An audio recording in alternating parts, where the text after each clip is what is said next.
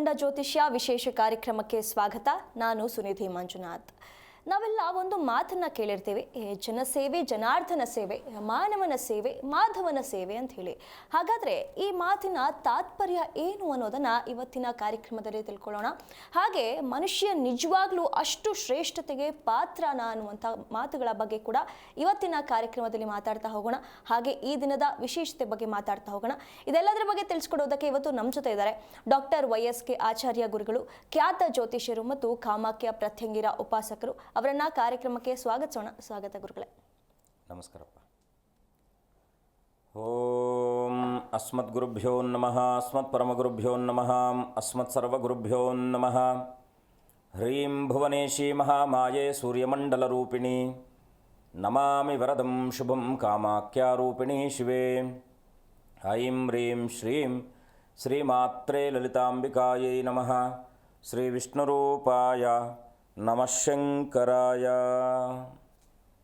ಗುರುಗಳೇ, ಈ ದಿನದ ವಿಶೇಷತೆ ತಿಳಿಸ್ತಾ ಕಾರ್ಯಕ್ರಮ ಆರಂಭಿಸಬಹುದಾ? ಖಂಡಿತ. ಆದಿನಾರಾಯಣಂ ವಿಷ್ಣುಂ ಬ್ರಹ್ಮಾಣಾಂಚ ವಸಿಷ್ಠಕಂ ಶ್ರೀರಾಮಂ ಮಾರುತಿಂ ವಂದೇ ರಾಮದಾಸಂಚ ಶ್ರೀಧರಂ. ನಮೋ ಮಹದ್ಭ್ಯೋ ನಮೋ ಋಷಭ್ಯೋ ನಮೋ ಗುರುಭ್ಯೋ ನಮಃ. ಸಮಸ್ತ ವೀಕ್ಷಕರಿಗೂ, ದೇಶದ ಬೆನ್ನೆಲುಬಾದ ಪ್ರತಿಯೊಬ್ಬ ರೈತರಿಗೂ, ದೇಶವನ್ನು ಕಾಯ್ತಾ ಇರತಕ್ಕಂಥ ಎಲ್ಲ ಸೇವಾನಿರತರಾದಂತಹ ಸೈನಿಕರಿಗೂ, ದೇಶಕ್ಕೆ ತಮ್ಮದೇ ಆದಂಥ ಕೊಡುಗೆಯನ್ನು ಕೊಡ್ತಾ ಇರತಕ್ಕಂಥ ಎಲ್ಲ ಚಾಲಕ ಸಾರಥಿಗಳಿಗೂ ನನ್ನ ಆರಾಧ್ಯ ಮಾತೆಯಾದ ಮಾ ಕಾಮಾಖ್ಯ ಪ್ರತ್ಯಂಗಿರಾ ದೇವಿಯು ಸಂಪೂರ್ಣವಾಗಿರ್ತಕ್ಕಂಥ ಅನುಗ್ರಹವನ್ನು ದಯಪಾಲಿಸುತ್ತಾ ನಿಮ್ಮೆಲ್ಲರ ಬದುಕು ಸನ್ಮಂಗಳದಾಯಕವಾಗಿ ಸಮೃದ್ಧದಾಯಕವಾಗಿ ಆ ತಾಯಿ ಅನುಗ್ರಹಿಸಲಿ ಅಂತೇಳಿ ಅಮ್ಮನ ಹಡಿದಾವರಗಳಿಗೆ ವಂದಿಸಿ ಅವಳಲ್ಲಿ ಅನನ್ಯವಾಗಿ ಪ್ರಾರ್ಥಿಸಿ, ಇವತ್ತಿನ ದಿನವನ್ನು ನೋಡಿದಾಗ ಆಷಾಢ ಮಾಸ, ವಿಶೇಷವಾಗಿ ಶುಕ್ಲ ಪಕ್ಷದ ದ್ವಾದಶಿ ತಿಥಿ, ಜ್ಯೇಷ್ಠ ಉಪರಿ ಅನುರಾಧ ನಕ್ಷತ್ರಯುಕ್ತವಾಗಿ ಬಂದಿರತಕ್ಕಂಥ ಭಾನುವಾರ.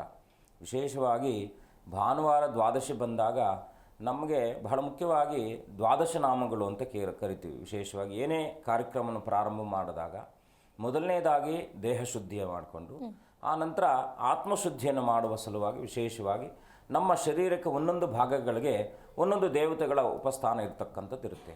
ಅಂದರೆ ಈಗಲ್ಲಾಗ ನಾವು ಕೇಶವಾದ ದ್ವಾದಶ ನಾಮಗಳನ್ನು ನಾವು ವಿಶೇಷವಾಗಿ ಆ ಒಂದು ನಾಮಯುಕ್ತವಾಗಿ ಪ್ರಾರ್ಥನೆ ಮಾಡ್ತಕ್ಕಂಥದ್ದು. ಕೇಶವಾಯ ನಮಃ, ನಾರಾಯಣಾಯ ನಮಃ, ಮಾಧವಾಯ ನಮಃ ಅಂತೇಳಿ. ಅಂದರೆ ಕೇಶವ, ನಾರಾಯಣ, ಮಾಧವ ಅಂದರೆ ಬಹಳ ಮುಖ್ಯವಾಗಿ ನಮಗೆ ಬದುಕಿನಲ್ಲಿ ಕೇಶವನು ಅಂದರೆ ಸೃಷ್ಟಿಯನ್ನು ಸೃಷ್ಟಿಯನ್ನು ಚಾಲನೆ ಮಾಡ್ತಕ್ಕಂಥವನು ಅಂತ. ಹಾಗಾಗಿ ಆ ಕೇಶವ ಯಾರು ಅಂದರೆ ಸಾಕ್ಷಾತ್ ಬ್ರಹ್ಮದೇವನ ಸೃಷ್ಟಿಕರ್ತನಾದಂಥ ಬ್ರಹ್ಮದೇವನು ನಾರಾಯಣನ ವಕ್ಷಸ್ಥಲದಲ್ಲಿ ಆವಿರ್ಭವಿಸಿರ್ತಕ್ಕಂಥವನು. ಅದಕ್ಕೆ ಕೇಶವ ಅಂತ ಕೂಡ ಕರಿತೀವಿ ಬ್ರಹ್ಮನನ್ನು. ನಾರಾಯಣ ಅಂದರೆ ಮನುಷ್ಯನ ರೂಪವನ್ನು ತಾಳಿ ವಿಶೇಷವಾಗಿ ಮನುಷ್ಯನಿಗೆ ಬೇಕಾಗಿರ್ತಕ್ಕಂಥ ಸಂಪೂರ್ಣವಾಗಿರ್ತಕ್ಕಂಥ ಬದುಕನ್ನು ಕಟ್ಕೊಡ್ತಕ್ಕಂಥವನು ಯಾರಪ್ಪ ಅಂದರೆ ಬಹಳ ಮುಖ್ಯವಾಗಿ ಮಹಾವಿಷ್ಣು ಅಂತ ನಾವು ಕರಿತೀವಿ. ಮಾಧವ ಅಂದರೆ ಮಾಡಿರುವಂಥ ಸಮಸ್ತ ವಿಧವಾದ ಪಾಪಾದಿಗಳನ್ನು ನಾಶ ಮಾಡಿ ಮನುಷ್ಯನು ಪುಣ್ಯ ಫಲಗಳನ್ನು ಏನೆಲ್ಲ ಮಾಡಿದ್ದಾನೋ ಅದಕ್ಕೆ ಅನುಸಾರವಾಗಿ ಮುಂದಿನ ಜನ್ಮಕ್ಕೆ ಅವನನ್ನು ಕರ್ಕೊಂಡು ಹೋಗ್ತಕ್ಕಂಥದ್ದು. ಅವನನ್ನು ನಾವು ವರ್ಗಾವಣೆ ಮಾಡಿ ಬಡ್ತಿ ಕೊಡ್ತೀವಲ್ವ, ಜಾಬಲ್ಲಿ ಬಡ್ತಿ ಕೊಡುವ ಹಾಗೆ ನಮಗೆ ಬಡ್ತಿ ಕೊಡ್ತಕ್ಕಂಥ ಒಂದು ವ್ಯವಸ್ಥೆಯನ್ನು ಮಾಧವನು ಮಾಡ್ತಕ್ಕಂಥವನು ಆಗ್ತಾನೆ. ಕೇಶವಾಯ ನಮಃ, ನಾರಾಯಣಾಯ ನಮಃ, ಮಾಧವಾಯ ನಮಃ, ಗೋವಿಂದಾಯ ನಮಃ, ವಿಷ್ಣುವೇ ನಮಃ, ಮಧುಸೂದನಾಯ ನಮಃ, ತ್ರಿವಿಕ್ರಮಾಯ ನಮಃ, ವಾಮನಾಯ ನಮಃ, ಶ್ರೀಧರಾಯ ನಮಃ, ಋಷಿಕೇಶವಾಯ ನಮಃ, ಪದ್ಮನಾಭ, ದಾಮೋದರ ಅಂತೇಳಿ ದ್ವಾದಶ ನಾಮಗಳನ್ನು ಕರಿತೀವಿ. ವಿಶೇಷವಾಗಿ ಯಾಕೆ ಕೇವಲ ಬ್ರಾಹ್ಮಣರು ಮಾತ್ರ ಈ ಮಂತ್ರಗಳನ್ನು ಹೇಳ್ಬೋದಾ ಅಂದರೆ ಖಂಡಿತ ಇಲ್ಲ. ಮಂತ್ರ ಅಂತಕ್ಕಂಥದ್ದು ವೇದೋಕ್ತವಾದ ಬಂದಿರತಕ್ಕಂಥ ಮಂತ್ರ ಮಾತ್ರ ಗುರುವಿನ ಉಪದೇಶದಿಂದ ಬರಬೇಕಾಗಿರ್ತಕ್ಕಂಥದ್ದು ಆಗುತ್ತೆ. ವೇದ ಅಂತಕ್ಕಂಥದ್ದು ಮೂಲ. ಹೊರತುಪಡಿಸಿ ಯಾರು ಬೇಕಾದರೂ ಕೂಡ ಸ್ತೋತ್ರಾದಿಗಳನ್ನು ಆದಿಶಂಕರಾಚಾರ್ಯರು ವಿಶೇಷವಾಗಿ ಅನೇಕ ರೀತಿಯಾಗಿರ್ತಕ್ಕಂಥ ಸ್ತೋತ್ರ ಮಾಲೆಗಳನ್ನು ಕೊಟ್ಟಿರ್ತಕ್ಕಂಥದ್ದಿದೆ. ಹಾಗಾಗಿ ಇವತ್ತು ದ್ವಾದಶಿ, ನಿನ್ನೆಯಿಂದ ಚಾತುರ್ಮಾಸ ಪ್ರಾರಂಭ ಆಗಿದೆ. ಮನುಷ್ಯನು ಆಷಾಢ ಮಾಸದಲ್ಲಿ ಮಾಧವನ ಆರಾಧನೆ ಮಾಡೋದರಿಂದ ಮಾಡಿರಬಹುದಾದ ಸಮಸ್ತ ವಿಧವಾದ ಪಾಪಾದಿಗಳು ಪರಿಹಾರ ಆಗುತ್ತೆ ಅಂತಕ್ಕಂಥದ್ದು. ಆರಾಧನೆ ಅಂದರೆ ಏನು? ದೇವರನ್ನು ಧ್ಯಾನಿಸುವುದೇ ಒಂದು ಆರಾಧನೆ, ದೇವರನ್ನು ಸ್ಮರಿಸುವುದು ಒಂದು ಆರಾಧನೆ. ಹಾಗೆ ಆ ಮಾಧವನ ನಾಮಸ್ಮರಣೆ ಮಾಡತಕ್ಕಂಥ ವಿಶೇಷವಾಗಿರ್ತಕ್ಕಂಥ ದ್ವಾದಶಿ ಅಂದರೆ ಸಾಧನಾ ದ್ವಾದಶಿ ಅಂತ ಕರಿತೀವಿ. ಬದುಕಿನಲ್ಲಿ ಪ್ರತಿಯೊಬ್ಬರು ಕೂಡ ಅಚೀವ್ ಅಂತಕ್ಕಂಥದ್ದು ಅವನಿಗೆ ಬೇಕಾಗಿರ್ತಕ್ಕಂಥ ಮೂಲ ಧ್ಯೇಯ. ಏನು ಮಾಡಿದ್ರು ಕೂಡ ನಾನು ಅಚೀವ್ ಮಾಡಬೇಕು ಅಂತಕ್ಕಂಥ ಚಿಕ್ಕ ಮಕ್ಕಳಿಂದ ಆದಿಯಾಗಿ ಎಲ್ಲರೂ ಕೂಡ ಮಾಡಬೇಕೆಂದ್ರೆ ಬದುಕು ಅಂತಕ್ಕಂಥದ್ದು ನಿತ್ಯ ನಿರಂತರ ನೀರಿನ ಹಾಗೆ ಇರಬೇಕಾಗಿರ್ತಕ್ಕಂಥದ್ದು, ನಿಂತಿರುವಂಥ ನೀರಲ್ಲ. ಹಾಗಾಗಿ ಇವತ್ತಿನ ಈ ವಿಶೇಷವಾಗಿರ್ತಕ್ಕಂಥ ದ್ವಾದಶಿಯುಕ್ತವಾಗಿ ಬಂದಿರತಕ್ಕಂಥ ಸೂರ್ಯನಾರಾಯಣನ ಉಪಾಸನೆ ಅತ್ಯಂತ ಶ್ರೇಷ್ಠಪ್ರದವಾಗಿರ್ತಕ್ಕಂಥದ್ದು. ವಿಶೇಷವಾಗಿ ಇನ್ನೊಂದೇನಪ್ಪ ಅಂದರೆ ನಾವು ಈ ಒಂದು ಜಾಜಿ ಹೂವಿನ ಕಾಲ ಇದೆಯಾ, ಜಾಜಿ ಹೂವು ಸಾಮಾನ್ಯವಾಗಿ ಎಲ್ರಿಗೂ ಕೂಡ ಸಿಗ್ತಕ್ಕಂಥದ್ದಾಗುತ್ತೆ. ಇನ್ನೊಂದು ಏನಪ್ಪ ಅಂದರೆ ಯಾವುದನ್ನು ನಾವು ಭೂಮಿಯ ಮೇಲೆ ಬಿದ್ದರೆ ಅದು ನಿರ್ಮಾಲ್ಯವಾಗುತ್ತೋ ಅದೇ ಭೂಮಿಯ ಮೇಲೆ ಬಿದ್ದಂಥ ಜಾಜಿ ಹೂವನ್ನು ನಾವು ಶ್ರೇಷ್ಠಪ್ರದವಾದದ್ದು ಅಂತ ಭಾವಿಸ್ತೀವಿ. ಶ್ರೇಷ್ಠಪ್ರದವಾಗಿರ್ತಕ್ಕಂಥ ಜಾಜಿ ಹೂವನ್ನು ನಿಮಗೆ ಸಾಧ್ಯವಾದರೆ ಸಿಗುತ್ತೆ, ಅಥವಾ ಗಿಡ ಮರಗಳಲ್ಲಿ, ಯಾಕೆಂದರೆ ಮನೆಗಳ ಹತ್ರ ಎಲ್ಲ ಜಾಜಿ ಗಿಡನ ಹಾಕಿರ್ತಕ್ಕಂಥವ್ರು ಆಗ್ತಾರೆ, ಜಾಸ್ಮಿನ್ ಅಂತ ಏನು ಕರೀತಾರೆ. ಮುಖ್ಯವಾಗಿ ಆ ಜಾಜಿ ಹೂವನ್ನು ತಗೊಂಡು ಬಂದು ಈ ಒಂದು ವಿಶೇಷವಾಗಿರ್ತಕ್ಕಂಥ ಮಂತ್ರವನ್ನು ಸ್ಮರಣೆ ಮಾಡಿ ಮಹಾಲಕ್ಷ್ಮಿಯ ಒಂದು ಸನ್ನಿಧಾನದಲ್ಲಿ ಅಥವಾ ನಿಮ್ಮ ಕುಲದೇವರ ಸನ್ನಿಧಾನದಲ್ಲಿ 108 ಹೂವುಗಳನ್ನು ಒಂದೊಂದು ನಾಮ ಹೇಳಿ ನೀವು ದೇವರಿಗೆ ಅರ್ಪಣೆ ಮಾಡತಕ್ಕಂಥದ್ದು. ಇದು ಮಾಡೋದ್ರಿಂದ ನೀವು ಅಂದುಕೊಂಡ ಕೆಲಸ ಕಾರ್ಯಾದಿಗಳು ಖಂಡಿತವಾಗಿ ಶುಭಪ್ರದವಾಗ್ತಕ್ಕಂಥದ್ದಾಗಿರುತ್ತೆ. ಹಾಗಿದ್ದಾಗ ಏನು ಮಾಡಬೇಕು? ಓಂ ತ್ರಿಭುವನ ಭೂತಕರಿ ಪ್ರಸೀದ ಮಕ್ಯಂ, ತ್ರಿಭುವನ ಭೂತಕರಿ ಪ್ರಸೀದ ಮಕ್ಯಂ. ಈ ಮಂತ್ರನ ಒಂದು ಜಾಸ್ಮಿನ್ ನೀವು ಪ್ರಾರ್ಥನೆ ಮಾಡಿ ದೀಪ ಹಚ್ಚಿಟ್ಟು ಅನನ್ಯವಾಗಿ ಸಂಕಲ್ಪ ಮಾಡಿ ಅಚೀವ್ ಮಾಡಬೇಕಲ್ವಾ. ಏನಾದರೂ ಒಂದು ಗೆಲುವು ಕಾಣಲೇಬೇಕು ಅಂತಕ್ಕಂಥವ್ರು, ಸದುದ್ದೇಶ ಇದ್ದು ನಂಬಿಕೆ ಇದ್ದಂಥವ್ರು ಖಂಡಿತ ಈ ಮಂತ್ರದ ಮಹತ್ವ ನಿಮ್ಮ ಬದುಕಿನಲ್ಲಿ ಬದಲಾವಣೆ ಆಗ್ತಕ್ಕಂಥದ್ರಲ್ಲಿ ಯಾವುದೇ ಸಂದೇಹ ಇರಲ್ಲ. ಅಂದರೆ ಓಂ ತ್ರಿಭುವನ ಭೂತಕರಿ ಪ್ರಸೀದ ಮಕ್ಯಂ ಅಂದರೆ ಏನು? ತ್ರಿಭುವನ ಅಂದರೆ ಏನು? ಮುಖ್ಯವಾಗಿ ನಮಗೆ 3 ಲೋಕಗಳಿರ್ತಕ್ಕಂಥದ್ದು, ಅಂದರೆ 14 ಲೋಕಗಳಿದೆ. ವಿಶೇಷವಾಗಿ ನಾವು ಯಾವುದೇ ಒಂದು ಸಂದರ್ಭದಲ್ಲೂ ಕೂಡ ನಮ್ಮ ಹಿಂದೆ ಮುಂದೆ ಇರೋರು ಮಾತ್ರ ನಮಗೆ ಸಮೀಪದಲ್ಲಿರ್ತಕ್ಕಂಥವ್ರು ಅಂತ ನಾವು ಕರಿತೀವಿ. ಹಾಗಾಗಿ ನಾವು ಏನಪ್ಪ ಅಂದರೆ ಮಾನವ ಲೋಕಕ್ಕೆ ಅತೀತವಾದಂಥ ಇನ್ನೊಂದು ಲೋಕ ದೇವಲೋಕ ಇದೆ, ಮಾನವ ಲೋಕಕ್ಕೆ ಸುಭದ್ರವಾದಂಥ ಇನ್ನೊಂದು ಪಾತಾಳ ಲೋಕ ಇದೆ ಅಂತ. ಅತಳ ವೇತಳ ಸುತಳ ತಳ ತಳ ರಸಾತಳ ಮಹಾತಳ ಪಾತಾಳ ಭೂಲೋಕ ಭೂರ್ಲೋಕ ಸುವಲೋಕ ಜನಲೋಕ ತಪೋಲೋಕ ಸತ್ಯಲೋಕ ಅಂತಕ್ಕಂಥ 14 ಲೋಕಗಳಲ್ಲಿ ಅತಳ ವಿತಳ ಸುತಳ ತಳಾತಳ ರಸಾತಳ ಮಹಾತಳ ಪಾತಾಳ ಭೂಲೋಕ ಭೂವರ್ಲೋಕ ಭೂಲೋಕ ಭೂವರ್ಲೋಕ ಅಂತಕ್ಕಂಥದ್ದು. ಈ ವಿಶೇಷವಾಗಿರ್ತಕ್ಕಂಥ ಮಾಧವನ ಪ್ರಾರ್ಥನೆ, ನಾರಾಯಣನ ಪ್ರಾರ್ಥನೆ, ತ್ರಿಭುವನ ಭೂತಕರಿಯಾಗಿರ್ತಕ್ಕಂಥ ಮಹಾಶಕ್ತಿ ಸ್ವರೂಪಿಣಿಯಾಗಿರ್ತಕ್ಕಂಥ ಮಹಾಲಕ್ಷ್ಮಿ ನಮ್ಮೆಲ್ಲರಿಗೂ ಕೂಡ ಬೇಕಾಗಿರ್ತಕ್ಕಂಥವಳು. ಆ 3 ಶಕ್ತಿಗಳ ಸಂಯೋಜನೆ ಇರ್ತಕ್ಕಂಥದ್ದು ಓಂ ತ್ರಿಭುವನ ಭೂತಕರಿ ಪ್ರಸೀದ ಮಕ್ಯಂ. ಈ ಮಂತ್ರ ಹೇಳ್ಕೊಳ್ಳಿ, ಖಂಡಿತ ನಿಮ್ಮ ಬದುಕಿನಲ್ಲಿ ಏನೆಲ್ಲ ಕೆಲಸ ಕಾರ್ಯಗಳು ಅಂದುಕೊಂಡಿರ್ತಕ್ಕಂಥ ಕೆಲಸ ಖಂಡಿತ ಆ ಒಂದು ಕೆಲಸ ಪ್ರಾರಂಭ ಆಗ್ತಕ್ಕಂಥದ್ದು, ಕೆಲಸದಲ್ಲಿ ಶುಭ ಆಗ್ತಕ್ಕಂಥದ್ದಾಗಿರುತ್ತೆ. ಅನುಭವದ ಮಾತು ಮಾಡಿ, ಒಳ್ಳೆಯದಾಗಲಿ. ಗುರುಗಳೇ, ಹಾಗಾದರೆ ಜನಸೇವೆ ಜನಾರ್ದನ ಸೇವೆ, ಮಾನವನ ಸೇವೆ ಮಾಧವನ ಸೇವೆ ಅನ್ನುವಂಥ ಮಾತಿದೆ. ಇದರ ತಾತ್ಪರ್ಯ ಏನು? ನಿಜವಾಗ್ಲೂ ಕೂಡ ಮಾನವ ಅಷ್ಟೆಲ್ಲ ಶ್ರೇಷ್ಠತೆಗೆ ಪಾತ್ರನ ಗುರುಗಳೇ? ಅಂದರೆ ಇತ್ತಂ ಶರೀರ ಅಂತ ನಾವು ಕರಿತೀವಿ. ಅಂದರೆ ಬಹಳ ಮುಖ್ಯವಾಗಿ ಚೌರಾಶಿ, ಬಹಳ ಮುಖ್ಯವಾಗಿ ಏನಪ್ಪ ಅಂದರೆ ಚೌರಾಶಿ ಲಕ್ಷ ಯೋನಿ ಅಂತ, ಇತ್ತಂ ಶರೀರಂ ಅಂತ. ಈ ಶರೀರಕೃತವಾಗಿ ಬಂದಂಥದ್ದು ನಮ್ಮ ದೇಹ 84 ಲಕ್ಷ ಜೀವರಾಶಿಗಳು ಅಂತ ನಮಗೆ ಒಂದು ಶಾಸ್ತ್ರ ಪುರಾಣಗಳಲ್ಲಿ ಇರ್ತಕ್ಕಂಥದ್ದು. ಹಾಗಿದ್ದಾಗ ಮಾನವನೇ ಯಾಕೆ ಶ್ರೇಷ್ಠನಾದ ಅನ್ನೋದು ನಮ್ಗೆ ಇಲ್ಲಿರ್ತಕ್ಕಂಥ ಬಹಳ ಮುಖ್ಯವಾದಂಥ ಪ್ರಶ್ನೆ. ಮಾನವನು ಅಂದರೆ ಜಂತೂನಾಂ ನರಜನ್ಮ ಮುತ್ತಮಂ ಅಂತ ಹೇಳುತ್ತೆ ಶಾಸ್ತ್ರ. ಅಂದರೆ ಜಂತುಗಳು ಏನೆಲ್ಲ ನಾವು 84 ಲಕ್ಷ ಜೀವರಾಶಿಗಳಂದ್ರೆ ಬೇಕಲ್ಲ, ನಮಗೆ ಡೆಫಿನೇಷನ್ ಇಲ್ದಿರ ಹೇಗೆ ನಾವು ಅದನ್ನು ಸ್ವೀಕಾರ ಮಾಡಲಿಕ್ಕೆ ಸಾಧ್ಯ? 84 ಲಕ್ಷ ಜೀವರಾಶಿಗಳು ಇರ್ಲಿಕ್ಕೆ ಸಾಧ್ಯನಾ? ಅಂದರೆ ದೇವರು ಅತ್ಯಂತ ಯಾಕಂದರೆ ಅವನಿಗೆ ಗೊತ್ತಿದೆ ಇವತ್ತಿನ ಕಾಲಮಾನಕ್ಕೆ ನಾವ್ಯಾರೂ ಕೂಡ ಅತೀತರಲ್ಲ. ಅತೀತ ಅಂತಕ್ಕಂಥವನು ಸರ್ವಶ್ರೇಷ್ಠ ಪ್ರಧಾನಾಗಿರ್ತಕ್ಕಂಥದ್ದು ಸಮಯ, ನಿಯಮ ಅಂತ ಕರಿತೀವಿ.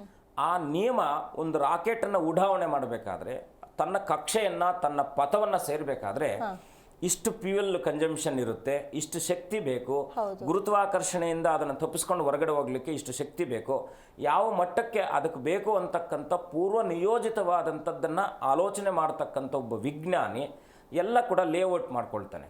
ಎಷ್ಟೆಷ್ಟು ಸಮಯಕ್ಕೆ ಎಷ್ಟೆಷ್ಟು ಫ್ಯೂಯಲ್ ಖರ್ಚಾಗುತ್ತೆ, ಎಷ್ಟು ದಿವಸಕ್ಕೆ ಹೋಗುತ್ತೆ ಅಂತಕ್ಕಂಥದ್ದು. ಹೇಗೆ ಪರಮಾತ್ಮ ಅಂತಕ್ಕಂಥವನು ನಮ್ಮೆಲ್ಲರನ್ನು ಕೂಡ ವಿಶೇಷವಾಗಿ ಸೃಷ್ಟಿ ಮಾಡಿರ್ತಕ್ಕಂಥ ಒಬ್ಬ ಇಂಜಿನಿಯರ್. 84 ಲಕ್ಷ ಜೀವರಾಶಿಗಳಂದ್ರೆ 20 ಲಕ್ಷ ಜಲಚರಗಳು ಅಂತ ಕರಿತೀವಿ.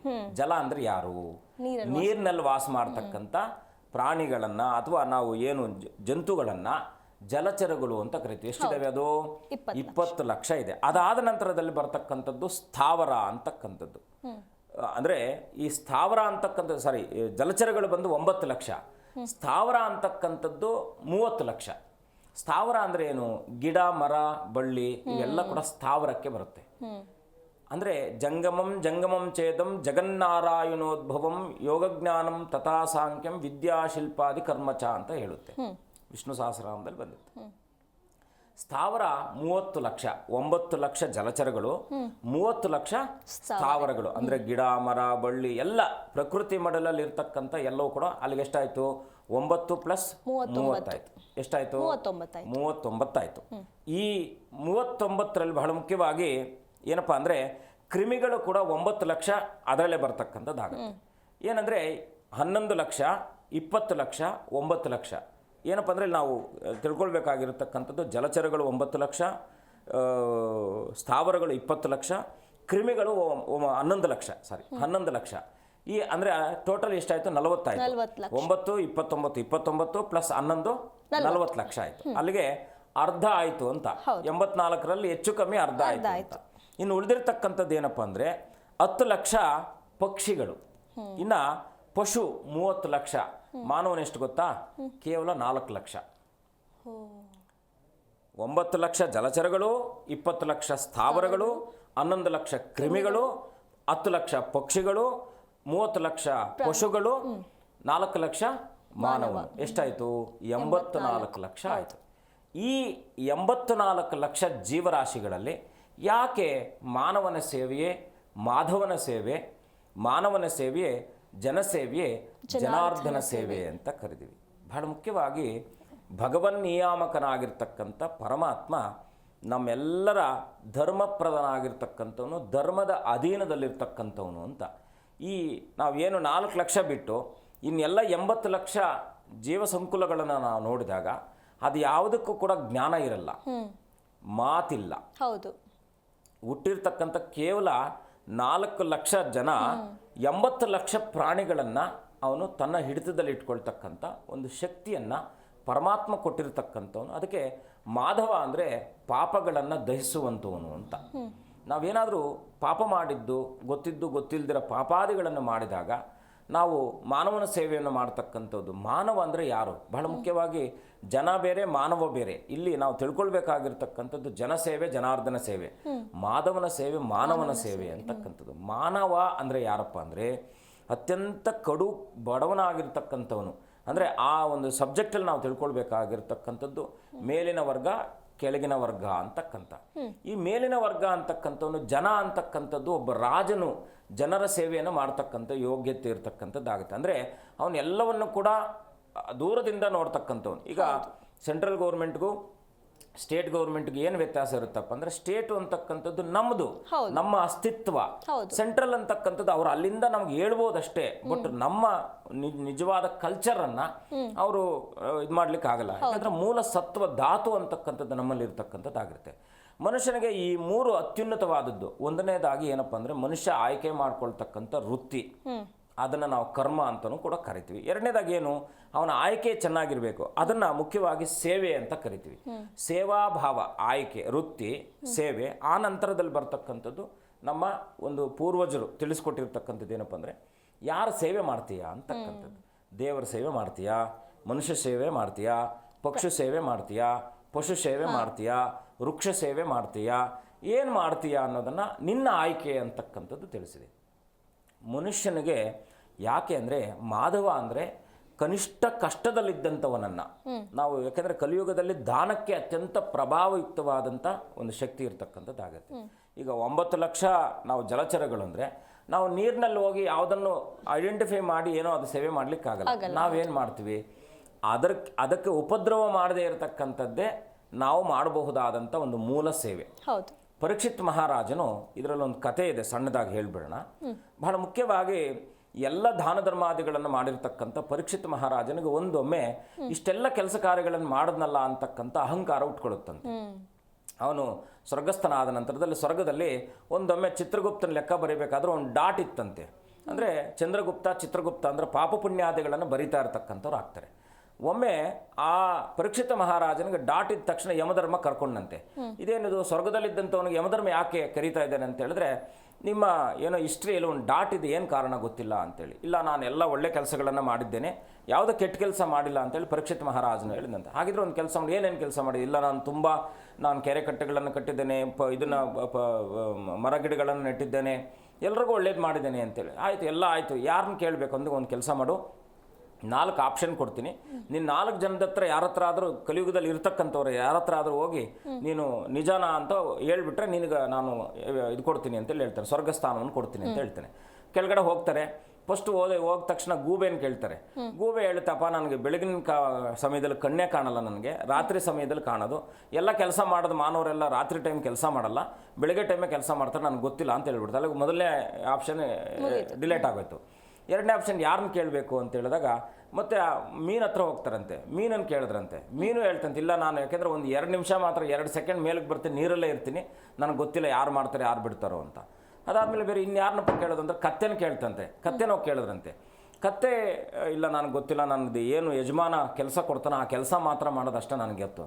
ಆಮೇಲೆ ಕೊನೆಯದಾಗಿ ಯಾರನ್ನ ಕೇಳಬೇಕಪ್ಪ ಅಂತ ಹೇಳಿದಾಗ ನಾವು ಮತ್ಸ್ಯ ಅಂತ ಕೂರ್ಮ ಅಂತ ಕರಿತೀವಿ, ಏನು ಆಮೆ ಹತ್ರ ಹೋಗಿ ಕೇಳಿದ್ರಂತೆ. ಆಮೆ ಹೇಳಿದ್ರಂತೆ, ಇಲ್ಲೆಲ್ಲ ನಿಜ, ಈ ಪರೀಕ್ಷಿತ ಮಹಾರಾಜ ಅಂತಕ್ಕಂಥ ಒಬ್ಬ ಮಹಾನ್ ಭಾವ ಇದ್ದ, ಅವನು ನಮ್ಗೆ ಈ ಥರ ಎಲ್ಲ ಸಹಾಯ ಮಾಡಿದ್ನು ಅಂತೇಳಿ. ಆವಾಗ ಅಲ್ಲಿ ಗೊತ್ತಾಯ್ತಂತೆ, ಇವನ್ನೆಲ್ಲ ನಾನು ಇಷ್ಟೆಲ್ಲ ಮಾಡಿದ್ನಲ್ಲ, ನಾನು ಮಾಡಿದೆ ಅಂತಕ್ಕಂಥ ಅಹಂಕಾರದಿಂದ ಒಂದು ಮಾತು ಹೇಳಿದಂತೆ. ಅದಕ್ಕೋಸ್ಕರವಾಗಿ ಅಲ್ಲಿ ಆ ಒಂದು ಅಹಂಕಾರ ಆ ಸಮಯ ಎಷ್ಟು ಸಮಯಲ್ಲಿ ವಹಿಸಿದ್ನೋ, ಬಾ ಇದೆಲ್ಲ ನಾನು ಮಾಡಿದ್ನಪ್ಪ ಅಂತ ನಿಂತ್ಕೊಂಡಿದ್ನಲ್ಲ, ಒಂದೊಮ್ಮೆ ನಿಂತ್ಕೊಂಡು ಆ ಸಮಯ ಅವನಿಗೆ ಅವಮಾನ ಆಗಬೇಕು ಅಂತೇಳಿ ಇತ್ತಂತೆ. ಹಾಗೆ ಮನುಷ್ಯ ಅತ್ಯಂತ ಸೂಕ್ಷ್ಮ ಪ್ರಧಾನ. ಹಾಗಾಗಿ ಆ ಎಲ್ಲ ವಿಷಯಗಳನ್ನು ಮನಸ್ಸಿನಲ್ಲಿ ಇಟ್ಕೊಳ್ಬೇಕಾದದ್ದು ಮುಂದಿನ ಭಾಗದಲ್ಲಿ ಅದನ್ನು ತಿಳ್ಕೊಳ್ಳೋಣ ಗುರುಗಳೇ. ಭೀಮಪ್ಪ ಅಂತ ಹೇಳಿ ಒಬ್ರು ಕಾಲರ್ ಇದ್ದಾರೆ. ಭೀಮಪ್ಪ ಅವರೇ, ಎಲ್ಲಿಂದ ಕರೆ ಮಾಡ್ತಿರೋದು? ನಾವು ಗದಗ ತಾಲೂಕು, ಗದಗ ಡಿಸ್ಟ್ರಿಕ್ಟ್ ಮೇಡಮ್. ನಮಸ್ಕಾರ. ಸರಿ, ಎಲ್ಲಿಂದ, ಯಾರ ಬಗ್ಗೆ ಕೇಳಬೇಕಾಗಿತ್ತು? ನಮ್ದ ಮನೆ ಬಗ್ಗೆ ಕೇಳ್ಬೇಕು ಮೇಡಮ್. ಯಾವ್ದು ಸುದ್ದಿಲ್ಲ ಅದಕ್ಕೆ. ಸರಿ, 1 ರಿಂದ 30 ಒಂದು ಸಂಖ್ಯೆಯನ್ನು ಆಯ್ಕೆ ಮಾಡಿ. 11. ಗುರುಗಳಿದ್ದಾರೆ, ಮಾತನಾಡಿ. ನಮಸ್ಕಾರ, ಹೇಗಿದ್ದೀರಾ? ನಾವು ಗಕ್ಕಲ್ಕಟ್ಟ ಗ್ರಾಮ ಗುರುಜಿಗ ಪರ, ನಾವು ಗಜೇಂದ್ರಗಡ ತಾಲೂಕು, ಗದಗ ಡಿಸ್ಟ್ರಿಕ್ಟ್ ರೀ. ನಮಸ್ಕಾರ. ಏನ್ ಮಾಡ್ಕೊಂಡಿದ್ದೀರಾ? ಏನಿಲ್ಲ ಸರ್, ದುಡ್ಕೊಂಡ್ ತಿಂತಿದ್ದೀವಿ ಗುರುಗಳೇ. ಕೋಟಿ ನಮಸ್ಕಾರ ನಿಮ್ಗ.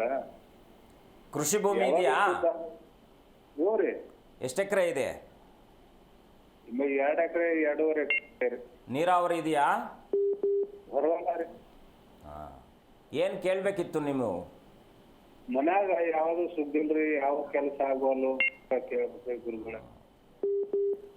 ನಿಮ್ಮ ಇದರಲ್ಲಿ ಜಮೀನಲ್ಲಿ ಎಲ್ಲಾದ್ರೂ ಒಂದು ಹಳೇ ಹುತ್ತ ಇತ್ತಾ? ಇದೆ ರೀ, ಇದೆ. ಆ ಕಡೆ ಈ ಕಡೆ ಇದೆ ರೀ, ನೋಡಿಲ್ಲ. ನೀವೊಂದು ಕೆಲಸ ಮಾಡಿ, ಆ ಹುತ್ತಕ್ಕೆ ಏನೂ ತೊಂದರೆ ಮಾಡ್ಲಿಕ್ಕೆ ಹೋಗಬೇಡಿ. ಎರಡನೇದಾಗಿ, ಪ್ರತಿ ತಿಂಗಳು ಪಂಚಮಿ ತಿಥಿ ಬರುತ್ತೆ, 2 ಪಂಚಮಿಗಳು ಬರುತ್ತೆ.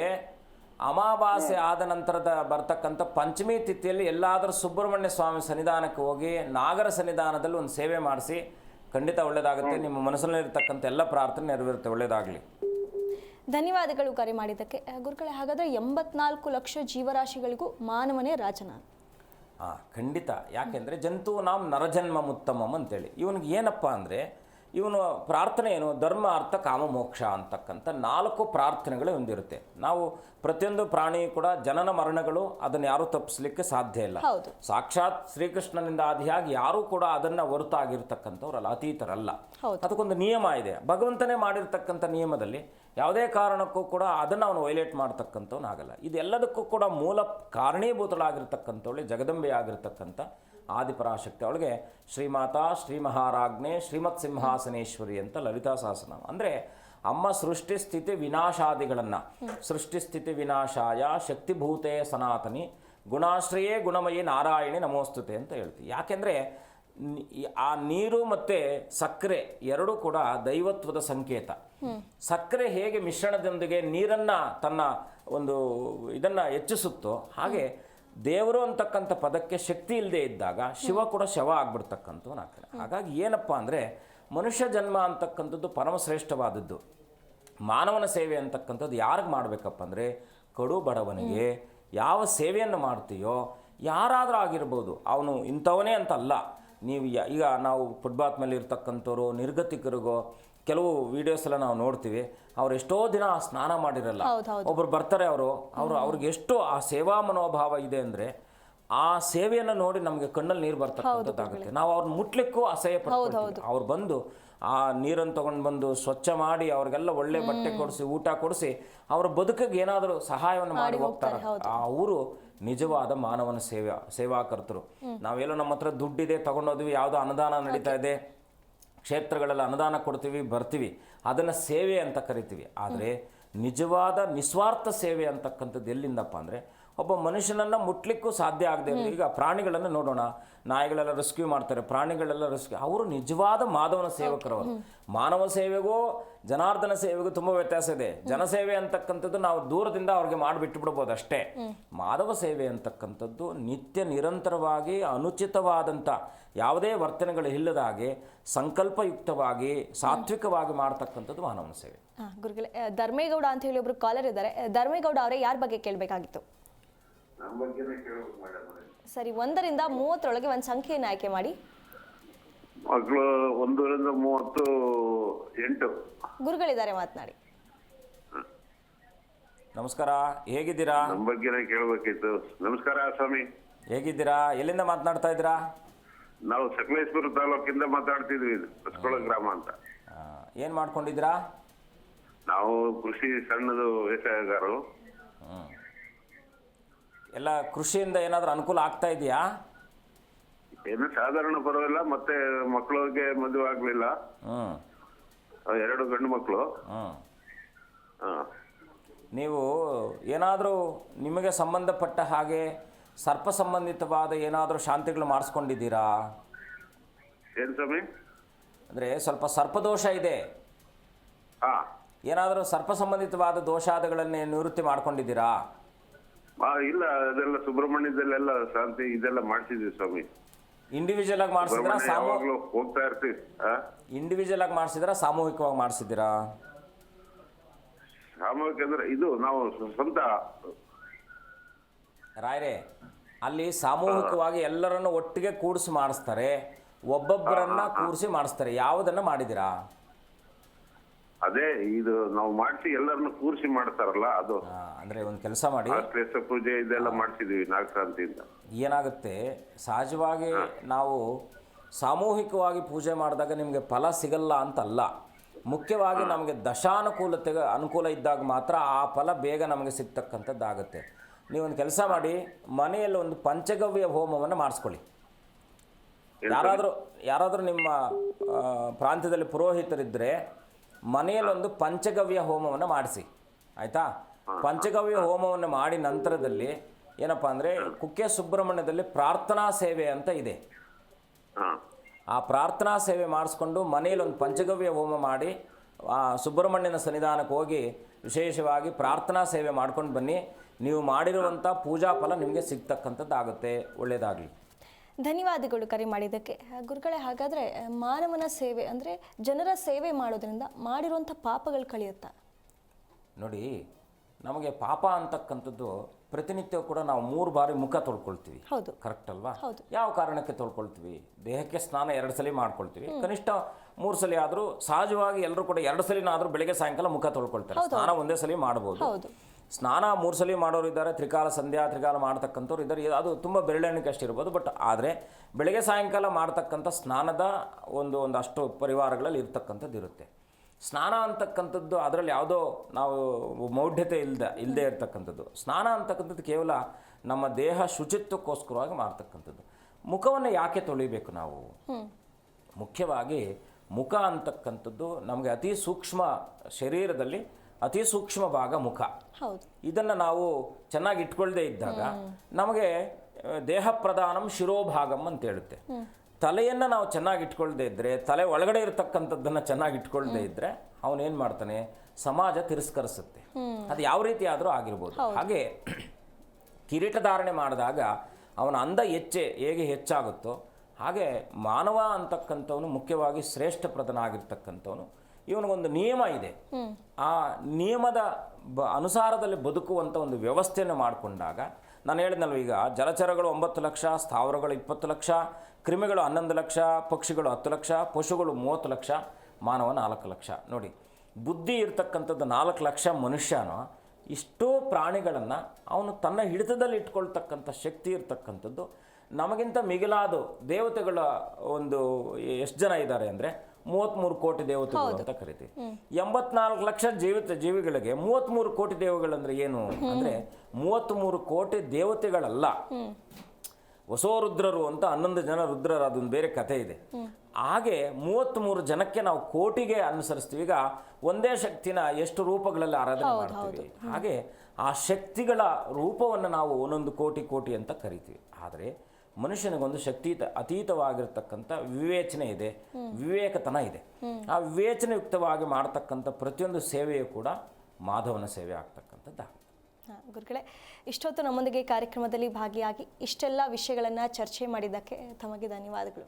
ಶುಭಂ ಭೂಯಾತ್, ಲೋಕ ಸಮಸ್ತ ಸುಖಿನೋ ಭವಂತು. ನೋಡಿದ್ರಲ್ಲ ವೀಕ್ಷಕರೇ, ಇದಾಗಿತ್ತು ಇವತ್ತಿನ ವಿಶೇಷ. ನೋಡ್ತಾ ಇರಿ ಜಿ ಕನ್ನಡ ನ್ಯೂಸ್, ಸತ್ಯವೇ ಸುದ್ದಿಯ ಜೀವಾಳ.